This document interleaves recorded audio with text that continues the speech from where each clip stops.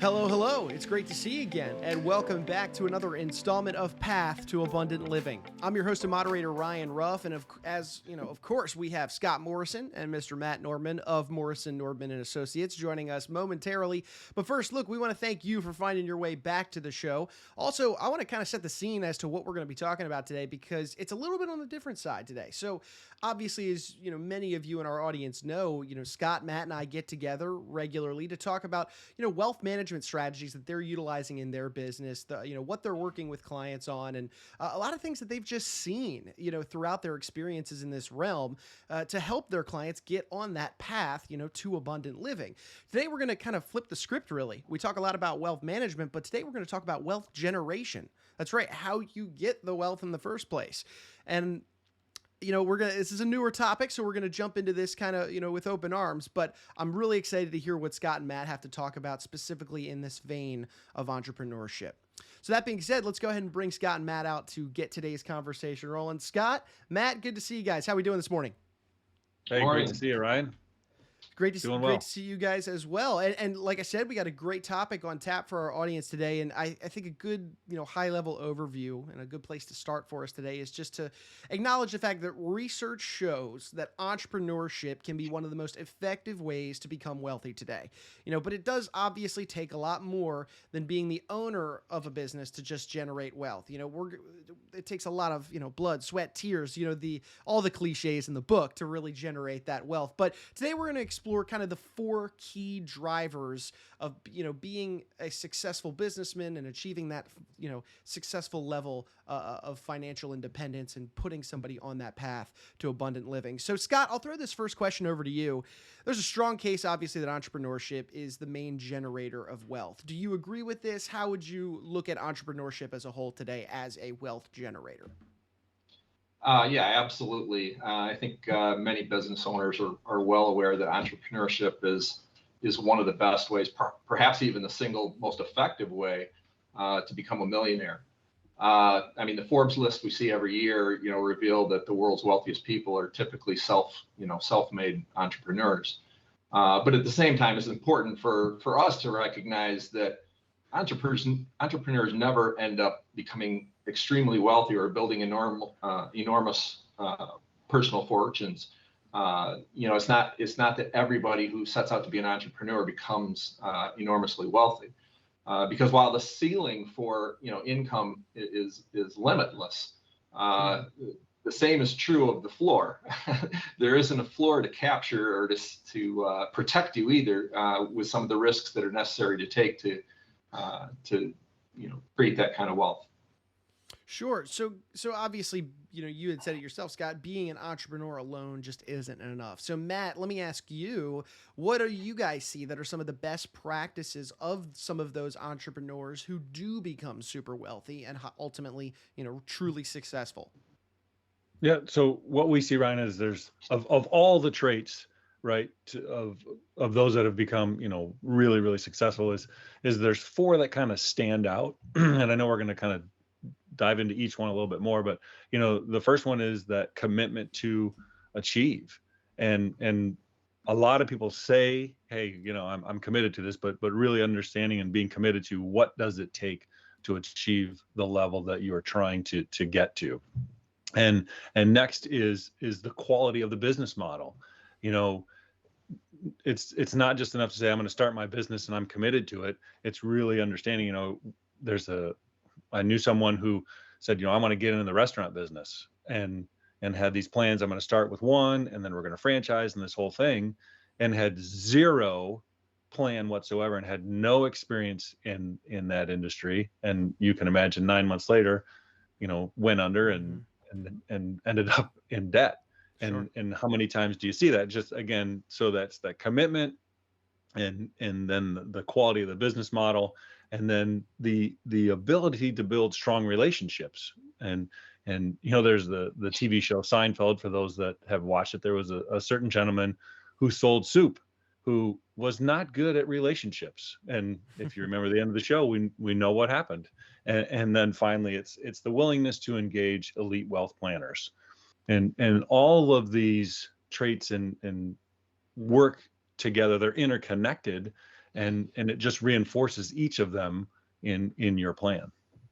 I love that. I mean, those four really do encompass this idea of entrepreneurship. So let's start dissecting each one, because I think it'll be beneficial for our audience to kind of get on that granular level for each. So the first one that Matt just mentioned was this commitment to achieve. And there's a lot of talk in the mindset space these days, and really that commitment is not only the first step, but some would say a crucially important step in achieving success. So Scott, tell me about this. What does this commitment to achieve success entail?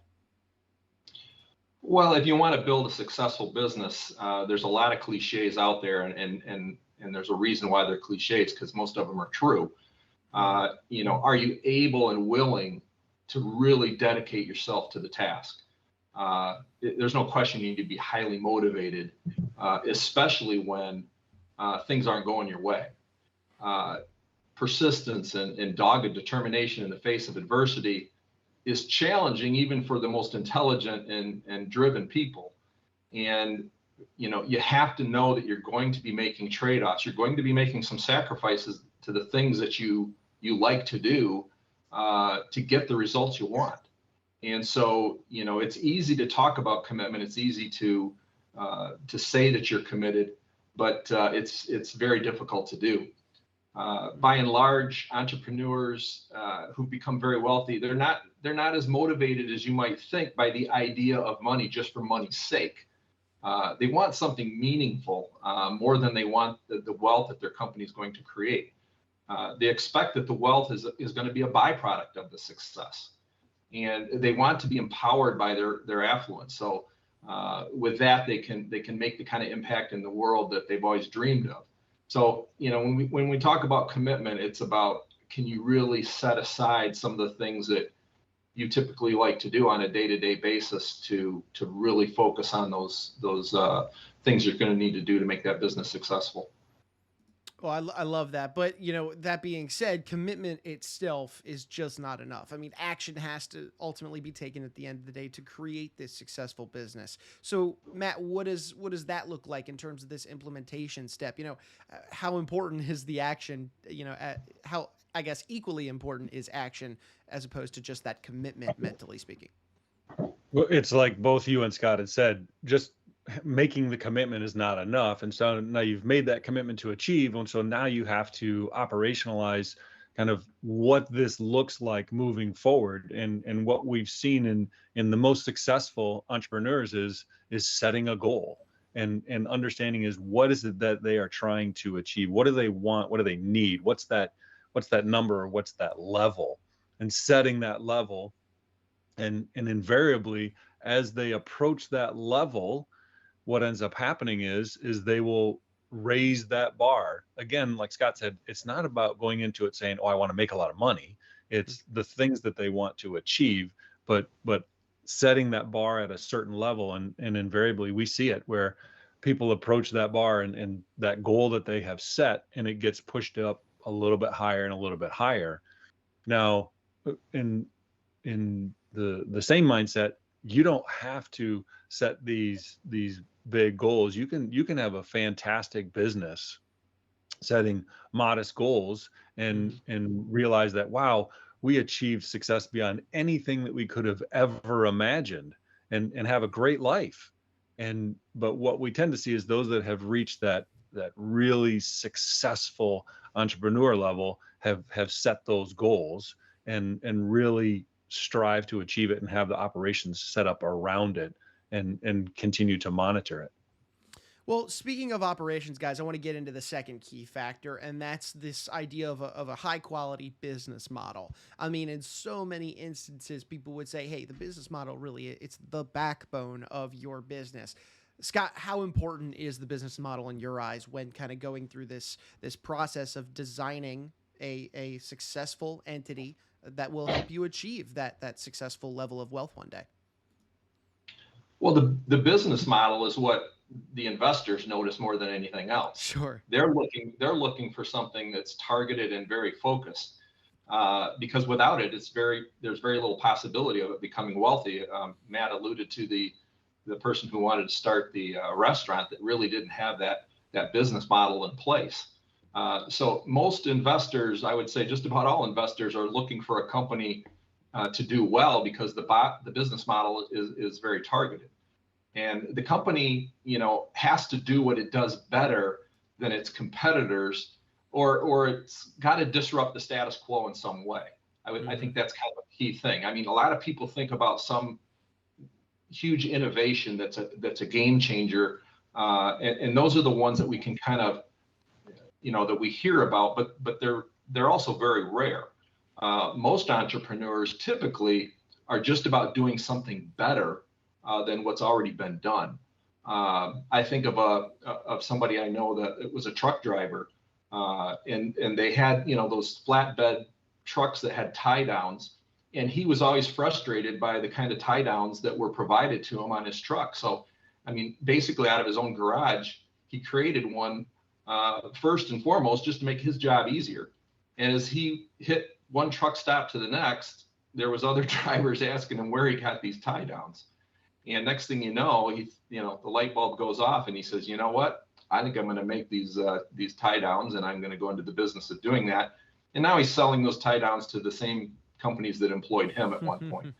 So, it's just, sometimes it's not about coming up with the next Apple iPhone. Sometimes it's just about taking a very simple product and just innovating it and making it better than it was. Sure. And so obviously the business model, that the product itself, so important when it comes to the investment side to really get the business off the ground. But to carry the business forward, well, a lot of that comes from relationships. It's the age-old adage of it's not what you know, it's who you know. So, Matt, let's have you talk a little bit about this third key factor that you mentioned earlier, this ability to build powerful relationships and how that impacts wealth creation. What do you see on this front? Well, there's a quote, and I'm going to paraphrase it, that really encompasses it. And it says, if you want to go fast, go alone. And if you want to go far, go together. And I heard that, and I said, if you want to go fast, go alone. If you want to go far, go together. And it makes perfect sense, right? That to really build a great company, you need a great team, and they need to buy in to that vision that you have, and you need to build those strong relationships of the team so that they see your vision and they know that what it is that you're trying to achieve, and they are bought into that, and they're going to put forth, unbelievable effort for the company to help achieve that vision for what it is that you are trying to do. And so it's building the relationships of your own team, as well as not stopping there and saying, okay, anybody else that we're going to come in contact with that can help us with that vision of the company, whether it's your suppliers or your investors like Scott was referring to, or maybe there's different vendors that they can see, and you're building great relationships. And again, I refer back to that, the person who sold soup, at the end of the episode, right? If you don't have good relationships, we can see what can happen from your internal team as well as externally, people that can help you. It's really building those strong relationships, which again takes time. And like, it's been alluded to, it's not going to happen overnight, but it's having that commitment to achieve and the great operations in place, and then having those relationships internally as well as anybody that can help you get to that level. Sure. I mean, the relationships point makes all the sense in the world. You obviously need a team around you to help facilitate duties that the one sole entrepreneur can't do by himself. I mean, you can't be in 30 places at one time.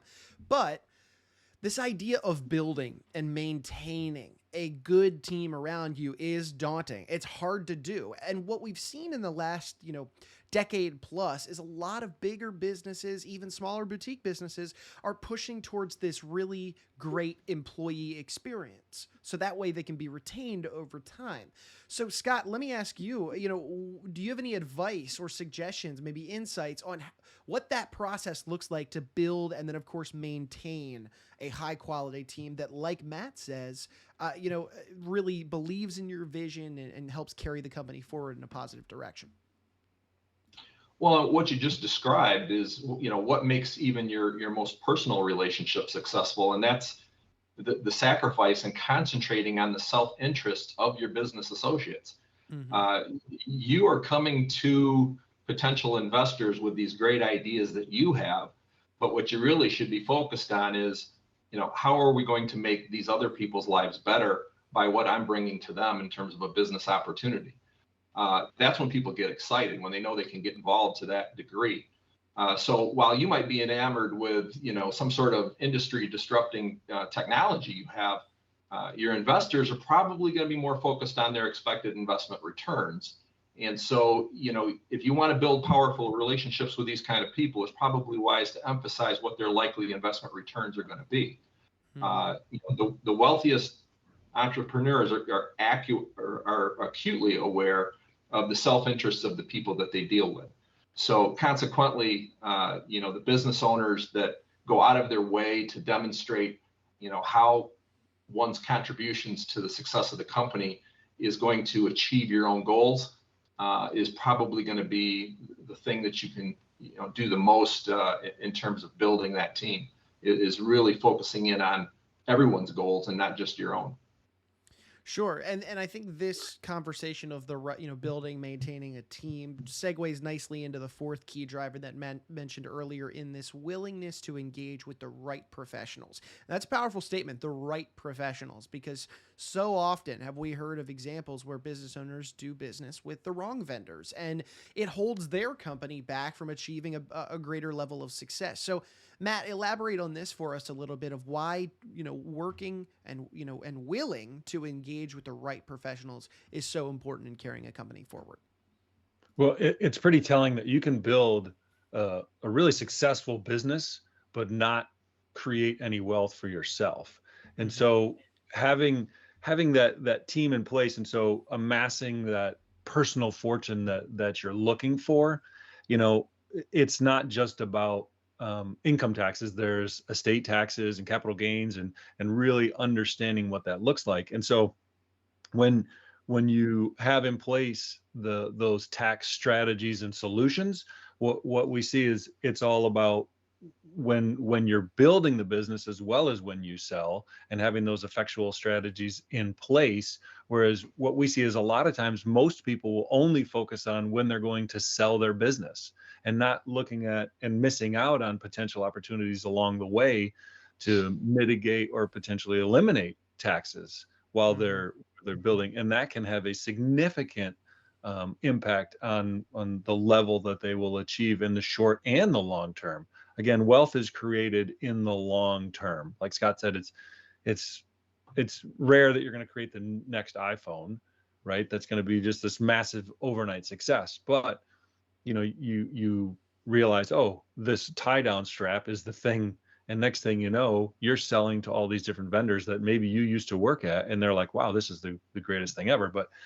But then having those strategies, those tax strategies along the way to get those optimal results that you're trying to achieve, you're going to enlist that technical expertise, that wealth planner who has those superior skill set to help you while you're building and when you sell and beyond, that will help create that significant wealth. And so those elite wealth planners, they're going to focus not just on the technical, but they're also going to look at the human element. What is most important to you, and what are those concerns, and what are your values, and how does that all play into your plan and what it is that you're trying to achieve. And the one thing that we see that those planners can help with is something that's ignored, is when the business owner is building up their business, they're concentrating their wealth in one area. And so that planner can help diversify into different areas so that you're not so dependent on your business for your wealth. And what we saw in the last year and a half is businesses that were so concentrated, or business owners concentrated in one area, and that's where all their wealth was 100% in their business. Well, then a pandemic hits, and now what? And business literally dries up. I know someone who was in the construction business. Well, as you know, at least temporarily, his business kind of stopped. Now, again, fortunately for him, it's come back. But if your business is focused so much in one area, and so that's where that planner can help you say, okay, let's diversify out of having your entire net worth and your success focused on just your business. Sure. I love it. I mean, we talked about that you need the right team to run your business, but in this instance, you also need a team to help you, the entrepreneur, carry your personal and obviously, business life forward. So guys, we've gone through these 4 key drivers to, in terms of what entrepreneurs have used and all kind of those characteristics that make them successful. But one thing I want to call attention to our audience is that while, yes, you two are wealth managers, you work with individuals to manage their wealth, you guys are entrepreneurs in and of yourselves. I mean, you are your business owners. So that's one thing I wanted to ask you about was in talking about these 4 key drivers today, do you pull any similarities from some of the early days of how you guys went through to create, Morrison, Norman and Associates? Definitely. What you would like to think as we age, we gain wisdom. And so what I believe Scott and I have done over the years is we are continually looking at our business and operationally, how can we be the best that we can possibly be? And we've surrounded ourselves with a phenomenal team, not only in our office, but with the professionals that we work with to help our clients achieve what it is that they're trying to achieve. And so when you look at these 4 different traits in the goal setting and operational and great relationships, again, it just is brought home pretty much on a daily basis that for us personally, as well as those, business owners that we work with, it just hits home every single day that, if you keep doing these things, you're going to, find that success that you're trying to achieve. I don't know if you have anything to add to that, Scott. Well, I think that the thing that sticks out for me after closing in on now a 30-year relationship in the business with you is the idea that we have constantly been talking to each other about what we each need from the business ourselves. And so, kind of going back to one of those key relationship issues, within the discussion here was, how many times have we had a discussion about what we're going to do, but how it impacts, each of us, and what sacrifices will be, inherent in that decision we make, but will each of us, benefit from those sacrifices? Those are the things that I think have been the most powerful things over the last 30 years. Sure, I believe it. Well, guys, thanks for taking a hot second to kind of peel back the curtain, if you will, and talk about your experiences in utilizing these key drivers, because I think it was an important, point to call attention to. You guys are entrepreneurs. You've walked this walk and you're talking this talk. I mean, it's not like you just work on one side of this entrepreneurial coin, proverbial entrepreneurial coin, if you will. But hey, guys, look, appreciate your time today. Is there anything else you guys would want to share in this vein of how entrepreneurship really is the fastest way, most effective way in terms of generating significant wealth? Anything I didn't ask you that you want to share? One thing is really, and this can be the scariest thing, is actually taking that leap into entrepreneurship. Again, it's one thing to say, okay, yes, I want a great business. Well, it's the next thing, like, Scott was alluding to, is what does that commitment level look like? And, for us, and again, speaking, having a great business partner means everything to me and my family. And it's worked out, like Scott said, closing in on 30 years for us, and really saying, okay, what is it that you want to achieve? And again, I maybe sound like a broken record, and now I sound old because I mentioned a record. But it's really saying, okay, what are those things that you want to achieve? And then, just really, saying, yes, I'm going to do this, and whatever those sacrifices are, and just say that, what, again, I'm saying that it's just been a great experience. And, is it hard? Yeah, it sure is. Because if it were easy, like we were saying earlier, if it were easy, everyone would do it. And if I just say, I want a great business, fantastic, this is easy. Well, it's not, but definitely the positives, outweigh the negatives. Sure. I think I would only add that, if you're interested in being an entrepreneur or starting a business, we would love to, the opportunity to share some notes with you. Believe it or not, through a pandemic, through all the crisis that we've experienced. With every crisis, there's an opportunity, and there's a lot of exciting new businesses that have been born out of the pandemic, and a lot of innovations as a result. So I don't know if there's ever been a better time to consider, the entrepreneurial direction you might want to pursue. I love that. Well, guys, thank you so much for taking some time out of your day to kind of peel back the curtain, share your insights with us, and I'm looking forward to getting back together with you guys for our next topic next month. All right, Ryan, great to see you. Yeah, you too. Thanks, Ryan. Alrighty. And hey, we want to take one final moment to thank you, our audience, for jumping aboard with us today. If you liked what you saw, you liked what you heard, please feel free to comment, subscribe, share this information with friends and family. Obviously, these are conversations to help benefit you and put you on that path to abundant living. So for Mr. Scott Morrison and Matt Nordman, I'm Ryan Ruff saying so long, and we thank you so much for joining us on today's edition of Path to Abundant Living.